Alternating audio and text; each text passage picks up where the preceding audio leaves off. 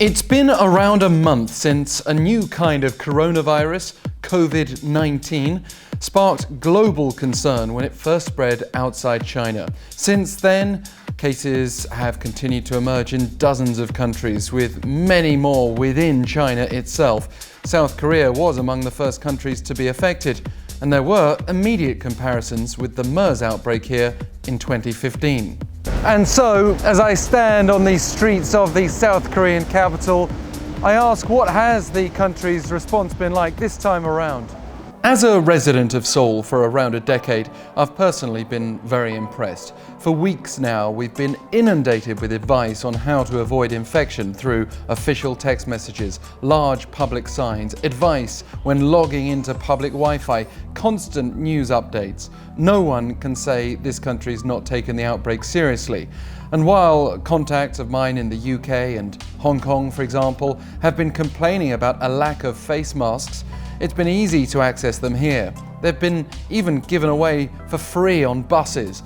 I've seen complaints of hoarding masks and sanitizers and taking advantage of the situation, but I've not witnessed a shortage in the buses that I take or the stores that I visit, except for a couple of exceptions. The authorities have also maintained strict quarantine checks for suspected infections and people coming into the country, while offering financial support to those affected. And South Korea's medical system has so far stood up to the outbreak with 0 deaths, and I obviously hope that continues to be the case. But this is all very different to MERS in 2015. At that time, hospitals were part of the problem rather than the solution, as mistakes were made that allowed infected patients to spread the virus within 16 medical facilities here.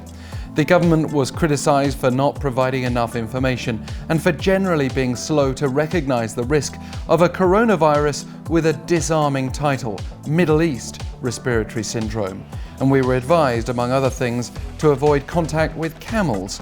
Not a likelihood anyway in this country.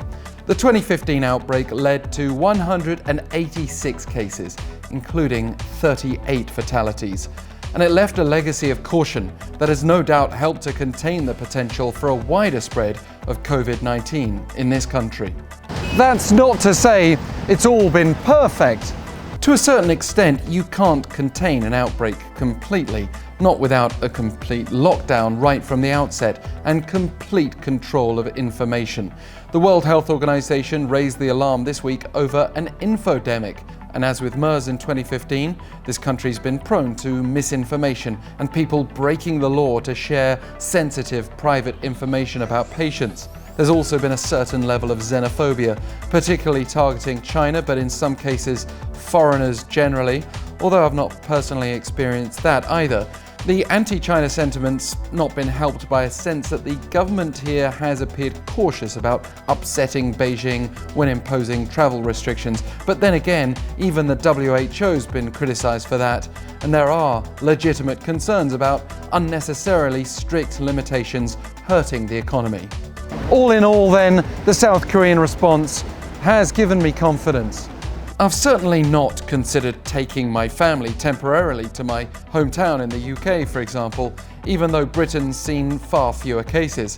And that's partly because of the trust I have in the authorities, who are clearly taking this outbreak seriously, as I said, and partly because of perspective when we consider other, more threatening risks that don't usually stop us leaving the house every day.